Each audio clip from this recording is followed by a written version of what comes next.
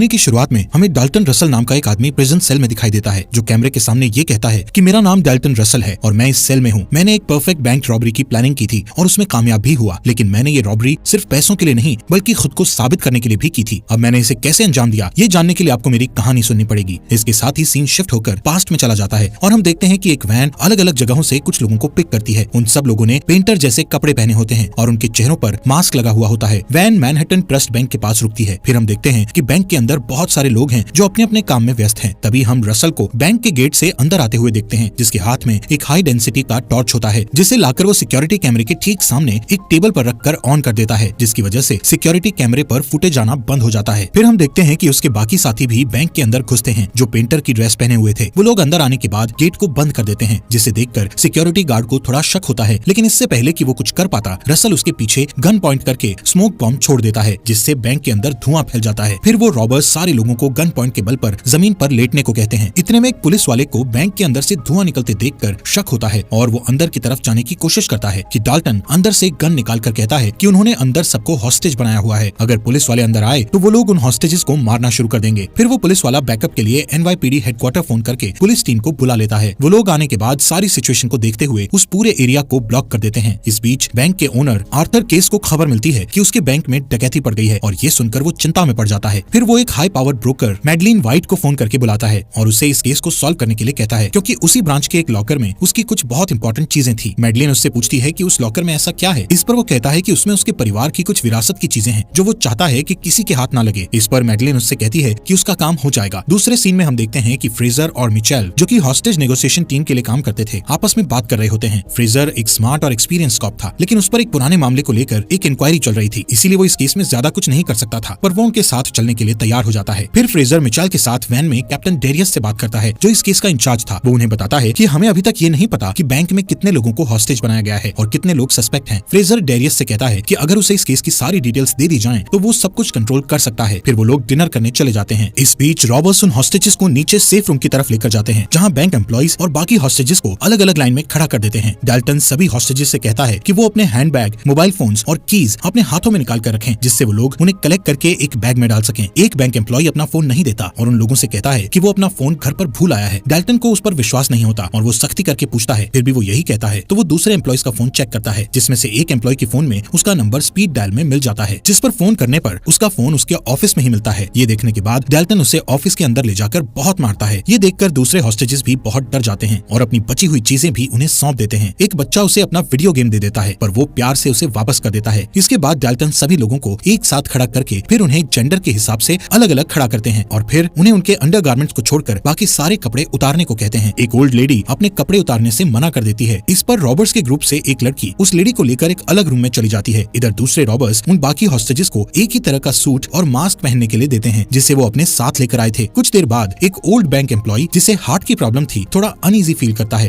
ये देखकर डाल्टन और उसके साथी उसे बैंक से बाहर जाने देते हैं। जैसे ही वो बाहर आता है, पुलिस वाले उसे घुटने टेकने को कहते हैं। फिर वो उसे पकड़ लेते हैं और उससे अंदर के हालात पूछते हैं। तो वो कहता है कि अगर पुलिस अंदर गई तो रॉबर्स 2 लोगों को मार डालेंगे। इस बीच रॉबर्स बाकी और हॉस्टेजेस को चेक करते हैं और पूरे बैंक का जायजा लेते हैं। वो लोग सेफ रूम और लॉकर से गुजरते हुए बैक रूम में पहुंच जाते हैं, जहां ऑफिस सप्लाई रखी होती है। बाद में हम एक रॉबर को बैंक के अंदर जमीन की खुदाई करते हुए देखते हैं। इस बीच डेरियस फ्रेजर और मिचेल को उस आदमी के बारे में बताता है जिसे रॉबर्स ने बाहर आने दिया था। वो आदमी उन्हें बताता है कि अंदर 4 रॉबर्स हैं। इस पर डेरियस उन्हें बताता है कि वो रॉबरी से पहले के बैंक के वीडियो फुटेजेस का इंतजार कर रहा है, जिससे कि अंदर के हालात का सटीक अंदाजा लगा सके। वो बताता है कि बैंक के सारे कॉल्स उनकी तरफ डाइवर्ट कर दिए गए हैं और अब फ्रेजर के ऊपर था कि वो आगे क्या करता है। फ्रेजर को लगता है कि अभी रॉबर्स से बात करने का सही समय नहीं है, क्योंकि वो ये देखना चाहता था कि रॉबर्स का अगला कदम क्या होगा। इस इंतजार के दौरान मिचेल को रॉबर्स की वैन बाहर खड़ी मिलती है, जो कि उनके हिसाब से चोरी की होगी। आखिरकार कुछ देर के बाद फ्रेजर डाल्टन से बात करने को तैयार हो जाता है और वो बैंक में फोन लगाता है, पर डाल्टन फोन पिक नहीं करता। तब तक सिक्योरिटी कैमरा की फुटेजेस आ जाती हैं और वो लोग उसे चेक करने लगते हैं, पर उन्हें कोई सुराग नहीं मिलता, क्योंकि रॉबर्स ने अपने साथ लाए हुए लाइट्स की हेल्प से इन कैमरास को पहले ही ब्लाइंड कर दिया था। तभी बैंक के सामने कुछ हलचल दिखाई देती है और सारे पुलिस वाले उधर दौड़ पड़ते हैं। ठीक उसी वक्त मैडलिन न्यूयॉर्क के मेयर से मिलने जाती है। वो उनसे कहती है कि उसके एक क्लाइंट के लिए उसे उनकी हेल्प चाहिए, क्योंकि वो अपने क्लाइंट के लिए हॉस्टेजेस को मॉनिटर कर रही है। वो कहती है कि उसे किसी तरह बैंक के अंदर जाने का इंतजाम करा दे, साथ ही सेफ्टी के लिए कुछ पुलिस वालों को भी उसके साथ कर दे। पहले तो मेयर इसके लिए साफ मना कर देता है, पर मैडलिन के बहुत इंसिस्ट करने पर मान जाता है। इस बीच रॉबर्स एक और हॉस्टेज को मैसेज के साथ रिलीज करते हैं। जैसे ही वो हॉस्टेज बाहर आता है, सारे पुलिस वाले उसे दबोच लेते हैं। वो एक सिख था, पर गलती से वो सब उसे अरबी आतंकवादी समझकर उसकी पगड़ी उतारकर उसके धर्म का अपमान करते हैं, उसे बुरी तरह पकड़कर ले जाते हैं और एक रेस्टोरेंट में जाकर उससे पूछताछ करने लगते हैं। सिख बहुत नाराज होता है पर वो लोग किसी तरह उसे मना लेते हैं। फिर वो बताता है कि अंदर कम से कम 20 से 30 हॉस्टेजेस हैं और वो रॉबर्स फॉरेनर्स हैं। इसके बाद वो लोग उस मैसेज को पढ़ते हैं जिसे रॉबर्स ने उस हॉस्टेज के साथ भेजा था। उस मैसेज में लिखा था कि उन्हें 2 बस और एक जंबो जेट चाहिए जो कि 9 बजे तक उन्हें डिलीवर कर दिया जाए और अगर पुलिस वालों ने उनकी डिमांड्स पूरी ना की तो हर घंटे में एक हॉस्टेज को मार डाला जाएगा। उसमें ये भी लिखा था कि बैंक को अंदर से एक प्लास्टिक एक्सप्लोजिव से घेर लिया गया है। इस पर वो लोग बैंक के फोन में एक मैसेज भेजते हैं जिसमें डैरियस कहता है कि वो लोग जेट अरेंज नहीं कर सकते लेकिन बस के बारे में संभावना है। पर फ्रेजर कहता है कि जब तक रॉबर्स उनसे बात नहीं करेंगे उन्हें कुछ नहीं मिलेगा, एक कप कॉफी तक नहीं। इस बीच अचानक केस वहाँ आ जाता है और कहता है कि शायद वो उनकी कुछ मदद कर सके और रॉबर्स की डिमांड के बारे में पूछता है। जब कॉप्स उन्हें बताते हैं कि रॉबर्स को प्लेन चाहिए तो वो कहता है कि वो शायद अरेंज कर सके। इस पर सारे कॉप्स हैरान रह जाते हैं। केस वहाँ रुककर सारी सिचुएशन और उस पर हो रही प्रोग्रेस अपनी आंखों से देखना चाहता था लेकिन सब उसे समझा बुझाकर भेज देते हैं। इस बीच रॉबर्ट्स का एक और मैसेज आता है कि उन्हें खाना चाहिए। इसे पुलिस वाले एक अच्छा मौका समझते हैं क्योंकि खाने के साथ साथ वो वहाँ कुछ ऐसे डिवाइस भेज सकते थे जिससे कि वो अंदर होने वाली बातचीत को सुन सकें। टैपिंग डिवाइस इंचार्ज कहती है कि पिज्जा भेजना बेहतर होगा क्योंकि उसके लिए लोग एक जगह इकट्ठा होंगे और आपस में बातचीत करेंगे जिससे हमें अंदर के हालात ज्यादा अच्छे मालूम होंगे। फ्रेजर उससे डिवाइस के बारे में पूछता है तो वो कहती है कि ये एक डिजिटल डिवाइस है जो 30 सेकंड्स तक रिकॉर्ड कर सकता है। इस बीच एक हॉस्टेज होशियारी दिखाने की कोशिश करता है तो वो लोग उसे पीटते हुए घसीट कर उस रूम में ले जाते हैं जहाँ ऑफिस सप्लाई रखी थी। थोड़ी देर बाद उनका खाना आ जाता है जो उन्होंने ऑर्डर किया था। फ्रेजर अपनी निगरानी में सारी चीजों को रॉबर्ट्स तक पहुंचते हुए देखता है और डेल्टन से खुद को इंट्रोड्यूस कराता है। फ्रेजर डेल्टन से कहता है कि अगर वो उसका फोन उठाए तो वो उससे बात करना चाहता है लेकिन डेल्टन कुछ नहीं कहता। इसके बाद पुलिस वाले बैंक के अंदर होने वाली बातचीत को ऑडियो डिवाइस के जरिए सुनने की कोशिश करते हैं जिससे उन्हें पता चलता है कि वो लोग किसी अलग भाषा में बात कर रहे थे। फ्रेजर अनुमान लगाता है कि वो शायद रशियन भाषा है। फिर वो मिचेल को रिलीज किए गए हॉस्टेजेस से ये मालूम करने के लिए भेजता है कि क्या उन्होंने बैंक के अंदर किसी को रशियन भाषा में बात करते देखा था। इस बीच बैंक में रॉबर्स फीमेल हॉस्टेज में से किसी एक को ले जाकर दूसरे कमरे में बंद कर देते हैं और उसकी जगह वो फीमेल रॉबर उस पहले कमरे में चली जाती है और खुद हॉस्टेज होने का नाटक करती है। इसी तरह वो दूसरी लेडी को एक तीसरे रूम में बंद करते हैं। आखिर में असली फीमेल रॉबर को सप्लाई रूम में गड्ढा खोदते हुए दिखाया जाता है। इधर सारे कॉप्स एक रशियन जानने वाले कॉप के साथ बात करते हैं तो वो कहता है कि डिवाइस में रिकॉर्ड हुई भाषा रशियन जैसी लगती है पर असल में वो बुल्गारियन है जो कि सेंट्रल यूरोप में बोली जाती है। तभी फ्रेजर को एक आइडिया सूझता है और वो उस रिकॉर्डिंग को बाहर भीड़ भाड़ वाली जगह पर बजाते हैं ताकि आने जाने वाले लोगों में से अगर किसी को वो भाषा आती हो तो उनसे संपर्क कर सके। उसका आइडिया काम कर जाता है। एक कंस्ट्रक्शन वर्कर उस भाषा को पहचान लेता है और कहता है कि वो अल्बानियन भाषा है क्योंकि उसकी एक्स वाइफ अल्बानिया से थी। ये सुनकर वो लोग अल्बानियन कॉन्सुलेट से संपर्क करने की कोशिश करते हैं पर नहीं कर पाते। आखिरकार वो उस कंस्ट्रक्शन वर्कर से फोन करवाकर उसकी वाइफ को बुलवाते हैं। उसकी वाइफ आती है और सारी सिचुएशन समझने के बाद इस मौके का फायदा उठाकर वो अपनी पार्किंग फीस माफ करवाने को कहती है। फ्रेजर उससे रिकॉर्डिंग को ध्यान से सुनकर उन्हें बताने के लिए कहता है। इस पर वो औरत हंसने लगती है और कहती है कि उसे न सिर्फ ये पता है कि वहाँ क्या बात हो रही थी बल्कि ये भी पता है कि बोलने वाला कौन है। पुलिस वाले ये सुनकर सारी बात जानने के लिए बहुत उत्सुक हो जाते हैं पर तुरंत ही उनकी खुशी निराशा में बदल जाती है जब उन्हें पता चलता है कि वो आवाज दरअसल अल्बानिया और वरास्का के पूर्व कम्युनिस्ट प्रेसिडेंट की थी और ये रिकॉर्डिंग उन्हीं के एक पुराने भाषण का हिस्सा था। वो समझ जाते हैं कि रॉबर बहुत होशियार हैं। वो खाने के पैकेट्स में पुलिस वालों की तरफ से छुपाकर भेजे गए डिवाइस के बारे में जान गए होंगे और इसीलिए उन्होंने वो रैंडम टेप चलाया होगा ताकि वो उन्हें कंफ्यूज कर सकें। इसी बीच हम देखते हैं कि बैंक के अंदर डेल्टन एक एक करके सारे सेफ चेक करता है पर किसी सेफ से कुछ लेता नहीं है और थोड़ी ही देर में हम देखते हैं कि वो और उसकी एक साथी एक सेफ डिपॉजिट बॉक्स को खोलते हैं। उसमें उन्हें एक डॉक्यूमेंट, हीरो से भरी एक छोटी थैली और एक कार्टियर रिंग मिलती है। डेल्टन डॉक्यूमेंट्स को अपने पास रख लेता है और उसकी पार्टनर बाकी चीजों को वापस बॉक्स में बंद कर देती है। उसी वक्त मेयर मेडेलिन के साथ वहाँ पहुँचता है और बैंक के सामने खड़े वैन में जाकर डिटेक्टिव से बात करता है। वो लोग अपना परिचय देते हैं और मेडेलिन बहुत शॉर्ट में अपने वहाँ आने का मकसद बताती है। फ्रेजर उसकी हेल्प लेने में इंटरेस्टेड नहीं दिखता तो वो लोग उसे उसके पुराने केस को लेकर ब्लैकमेल करने की कोशिश करते हैं। इस पर फ्रेजर मान जाता है। कुछ देर बाद डेल्टन फ्रेजर का फोन उठा लेता है लेकिन बातचीत का कुछ नतीजा नहीं निकलता क्योंकि डेल्टन उसी की बात को दोहराता है कि उसकी डिमांड पूरी नहीं की गई तो वो हॉस्टेजेस को मार डालेगा। दूसरी बार की बातचीत में भी वो सारी चीजें रिपीट होती हैं। फ्रेजर को लगता है कि वो किसी तरह रॉबर्ट से थोड़ा वक्त और ले ले तो उन्हें कोई स्ट्रेटेजी बनाने में आसानी होगी। ये सोचकर वो उनसे दोबारा खाने का ऑफर देता है जिस पर डेल्टन उन्हें सैंडविच भेजने को कहता है। इसके बाद रॉबर्ट्स उस होल को चेक करते हैं जो उन्होंने सप्लाई रूम में खुदवाया था और आगे चलकर उनकी रॉबरी का एक बड़ा हिस्सा बनने वाला था। डेल्टन से खुद बात करने के बाद फ्रेजर मेडेलिन से भी उसकी बात कराता है। मेडेलिन उसे फेस टू फेस बात करने के लिए कन्विंस कर लेती है और फ्रेजर उसे बैंक तक पहुंचा देता है। उसे चिंता थी कि मेडेलिन कुछ गलत ना कर बैठे पर वो उसे भरोसा दिलाती है कि वो सब कुछ संभाल लेगी। जब वो बैंक के अंदर जाती है तो इधर उधर नजर दौड़ाने के बाद वो डेल्टन की तरफ बढ़ती है। डेल्टन से बातचीत के दौरान वो उसे सेफ डिपॉजिट बॉक्स देने के बदले कम से कम सजा और $2 मिलियन देने का ऑफर करती है। डेल्टन मेडेलिन से कहता है कि उसे पता है कि वो किसके लिए काम कर रही है और वो केस को भी जानता है। वो कहता है कि केस वर्ल्ड वॉर 2 में एक नाजी कोलैबोरेटर था जिस समय वो स्विट्जरलैंड में काम करता था। वो उससे कहती है कि वो सिर्फ देखना चाहती है कि उस डिपॉजिट बॉक्स में क्या है। इस पर डेल्टन उससे एक डील करता है कि वो इसे अपने पास रखेगा और अगर वो इस रॉबरी में पकड़ा गया है तो इसके बदले वो और उसके बॉस उसे बाहर बाहर निकालने में उसकी मदद करेंगे। जब मैडलीन बैंक से बाहर आती है तो वो फ्रेजर से कहती है कि उसने रॉबर्ट्स को एक दूसरा ऑफर दिया है जिस पर वो लोग विचार कर रहे हैं। जब फ्रेजर उससे डाल्टन के बारे में पूछता है तो मैडलीन उससे कहती है कि वो बहुत स्मार्ट है लेकिन कोई मर्डरर नहीं है। कुछ देर तक तीनों कॉप्स किसी निष्कर्ष पर पहुंचने के लिए आपस में डाल्टन के बारे में बात करते हैं। फ्रेजर को ये लगता है कि इस तरह बाहर बैठकर बातें करने से कोई हल नहीं निकलने वाला, इसलिए वो बैंक के अंदर जाने का फैसला करता है और डाल्टन को फोन लगाकर उससे कहता है कि अगर वो उसे बैंक के अंदर आकर हॉस्टेजेस को चेक करने दे तो वो लोग उसे जेट प्रोवाइड कर सकते हैं। इस पर डाल्टन मान जाता है। इसके बाद हम फ्रेजर को बैंक के अंदर जाता हुआ देखते हैं। वो लोग उसे हॉस्टेज रूम में ले जाते हैं जहाँ वो सारे हॉस्टेजेस को सही सलामत देखता है और सब पूछता है कि क्या किसी ने रॉबर्ट्स का चेहरा देखा है। इस पर सब ना कह देते हैं। फिर वो सबसे वादा करता है कि वो उन सबको वहाँ से सही सलामत छुड़ा लेगा। वापस जाने से पहले फ्रेजर डाल्टन से फेस टू फेस बात करता है। वो उसे बातों में उलझाकर उसके चेहरे से मास्क खींचने की कोशिश करता है पर सही समय पर दूसरा रॉबर आकर उसे ऐसा करने से रोक देता है। फ्रेजर की इस हरकत से नाराज होकर डाल्टन फिर से बस की डिमांड करता है। फिर उसके बाद वो सप्लाई रूम में चला जाता है और अपने साथी से पूछता है कि उसे इस काम में और कितना समय लगेगा। इस पर उसका साथी जवाब देता है कि उसे अपना काम खत्म करने में 2 से 3 घंटे और लगेंगे। इधर फ्रेजर वापस वैन में आकर डैरियस से कहता है कि डाल्टन कोई खूनी नहीं है और हमें उसके अगले कदम के बारे में जानने के लिए कुछ देर और इंतजार करना चाहिए। इस बीच उनके पास डाल्टन का फोन आता है और वो उनसे कैमरास को खिड़की की तरफ करने के लिए कहता है। जब वो लोग कैमरा को खिड़की की तरफ करते हैं तो देखते हैं कि डाल्टन अपने हाथों में एक गन लेकर एक हॉस्टेज को शूट करके मार डालता है। इस घटना को फ्रेजर की नाकामी समझते हुए डैरियस मामले को पूरी तरह अपने हाथों में ले लेता है और वो टैक्टिकल टीम को जल्द से जल्द बैंक के अंदर भेजने की योजना बनाता है। लेकिन टैक्टिकल टीम को बैंक के अंदर भेजना एक बड़ी चुनौती थी। किसी भी जान को कोई नुकसान ना पहुंचे इसके लिए रबर बुलेट्स का इस्तेमाल ही एकमात्र सलूशन था। मिचेल का ख्याल था कि अगर कोई गड़बड़ हुई तो इसका जिम्मेदार भी फ्रेजर को ही ठहराया जाएगा, लेकिन वो कहता है कि उसकी मैडलीन से डील हुई थी और वो एक अच्छा डिटेक्टिव साबित होगा। इससे पहले कि डैरियस टैक्टिकल टीम को बैंक में भेजता, फ्रेजर को पता चलता है कि रॉबर्ट्स ड्रॉवर में रखे एक ट्रांसमीटर के जरिए उनकी सारी बातें सुन रहे थे। वो डैरियस से कैप्टन को इन्फॉर्म करने के लिए कहता है पर डैरियस उसकी बात को अनसुना करके अपने प्लान की तरफ आगे बढ़ जाता है। इधर डाल्टन उनकी सारी बातें सुनकर बैंक के अंदर स्मोक ग्रेनेड फेंक देता है और कॉप्स के अंदर आने से पहले सारे हॉस्टेजेस को बैंक के बाहर निकाल देता है। बाहर निकलते ही टेक्निकल टीम वाले सारे हॉस्टेजेस को जमीन पर लेटने के लिए कहते हैं और फिर उन्हें गिरफ्तार कर लेते हैं। इसके बाद वो लोग बैंक के अंदर जाते हैं ताकि रॉबर्ट्स को पकड़ सकें और अगर कोई डेड बॉडी मिले तो उसे भी बाहर ला सकें। वो लोग सारे रूम्स को चेक करते हैं, फिर सेफ और सप्लाई रूम को भी देखते हैं, लेकिन उन्हें कहीं भी कुछ नहीं मिलता। डैरियस, मिचेल और फ्रेजर भी वहाँ पहुँचते हैं तो टेक्निकल टीम का हेड उन्हें बताता है कि उन्हें किसी हॉस्टेज की बॉडी नहीं मिली और न ही बैंक से कोई चीज गायब हुई है। इसके अलावा कॉप्स ये भी देखते हैं कि रॉबर्ट्स के सारे हथियार असल में खिलौने थे और उस हॉस्टेज का मारा जाना भी एक ड्रामा था। इस बीच सारे हॉस्टेजेस और उनके बीच छिपे हुए रॉबर्ट्स को पुलिस पूछताछ के लिए पुलिस स्टेशन ले जाती है। वो इस तरह हॉस्टेजेस के बीच घुल मिल गए थे कि कोई भी नहीं कह सकता था कि कौन हॉस्टेज है और कौन रॉबर्ट्स। इसलिए फ्रेजर का कैप्टन उससे कहता है कि अब इस केस का कोई मतलब नहीं बनता क्योंकि ना तो कुछ चोरी हुआ है और ना ही कोई पकड़ा गया है। फ्रेजर को ऐसी उम्मीद नहीं थी पर वो हार भी नहीं मान सकता था। जब वो सारे लॉकर्स और सेफ की छानबीन करता है तो उसे उस सेफ डिपॉजिट बॉक्स वाले लॉकर के बारे में पता चलता है कि उसकी डिटेल्स गायब हैं। फिर वो मैडलीन से मिलता है और उसे वो रिकॉर्डिंग सुनाता है जिसमें मेयर और मैडलीन उसे ब्लैकमेल कर रहे थे। वो कहता है कि वो उस रिकॉर्डिंग के बारे में किसी को कुछ नहीं बताएगा, लेकिन इसके बदले में वो उससे उस बॉक्स की जानकारी मांगता है। मैडलीन उससे थोड़ा हिंट देकर इस बात को यहीं खत्म करने के लिए कहती है और बाद में केस से मिलने जाती है। वो केस को बताती है कि फ्रेजर के बारे में चिंता करने की जरूरत नहीं है, वो डॉक्यूमेंट्स उसके हाथ नहीं लगेंगे क्योंकि उस डॉक्यूमेंट्स को डाल्टन जमानत के तौर पर अपने साथ लेकर गया है ताकि अगर वो पकड़ा जाए तो खुद को बचाने के लिए उस बॉक्स के बदले वो हमारी मदद ले सके। मैडलीन को पता था कि उस सेफ में डॉक्यूमेंट्स के अलावा डायमंड्स भी थे। केस उसे बताता है कि उस बॉक्स में एक कार्टियर रिंग भी थी जो कि उसकी जूइश फ्रेंड का था, जिसे उसने नाजियों से ही बचाया था क्योंकि नाजियों ने इसके लिए उसे बहुत बड़ी रकम दी थी। इसके बाद वो मैडलीन को उसकी फीस देकर रुखसत करता है। यहाँ सीन शिफ्ट होता है और हम डाल्टन को उसी प्रिजन सेल में देखते हैं जहाँ से वो अपनी इस रॉबरी की पूरी कहानी सबको बता रहा होता है कि कैसे उसने एक कमरे में बैठकर इतनी बड़ी रॉबरी को अंजाम दिया। ये वही सेल था जो उसके साथियों ने सप्लाई रूम में गड्ढा खोदकर बनाया था और ट्रिक वॉल से छुपा दिया था। अब डाल्टन के पास डायमंड्स, रिंग और वो डॉक्यूमेंट्स थे। वो उस ट्रिक वॉल को तोड़कर वहाँ से निकलता है और आसानी के साथ बैंक के फ्रंट गेट से बाहर आ जाता है जैसे कि वो एक नॉर्मल क्लाइंट हो। उसके सारे साथी बैंक के बाहर एक गाड़ी में उसका इंतजार कर रहे होते हैं। फ्रेजर और मिचेल जब बैंक के अंदर आ रहे होते हैं तब बाहर जाते वक्त डाल्टन फ्रेजर से टकरा जाता है पर वो उसे पहचान नहीं पाता। फ्रेजर कोर्ट के ऑर्डर से बैंक के अंदर जाकर जब उस डिपॉजिट बॉक्स को खोलता है तो उसमें उसे च्युइंग गम, कार्टियर रिंग और एक नोट मिलता है जिस पर फॉलो द रिंग लिखा होता है। फ्रेजर उस बॉक्स के बारे में बात करने के लिए केस के पास जाता है क्योंकि उसको शक था कि इस सीक्रेट के पीछे कोई बुरी वजह जरूर होगी। केस उसके सभी सवालों का चालाकी से जवाब देने की कोशिश करता है पर फ्रेजर उसे वो रिंग दिखाकर कहता है कि जिस दिन उसे इस रिंग के बारे में पूरी जानकारी मिल जाएगी वो उसका सारा भेद खोल देगा। इसके बाद वो मिचेल से मिलता है तो वो दोनों हंसते हैं और बहुत खुश होते हैं कि उन्होंने केस को उसकी जगह दिखा दी। बाद में फ्रेजर मैडलीन के साथ मेयर के लंच में जाकर उन्हें वो कार्टियर रिंग दिखाता है और उन्हें वॉशिंगटन डीसी के वॉर क्राइम इश्यूज ऑफिस का नंबर भी देता है ताकि मैडलीन उस पर लगे झूठे चार्जेस हटवा सके। इसके बदले वो मैडलीन को उसकी रिकॉर्डिंग दे देता है। दोस्तों, हमारे फॉक्स एक्सप्लेनर चैनल को सब्सक्राइब करना मत भूलना।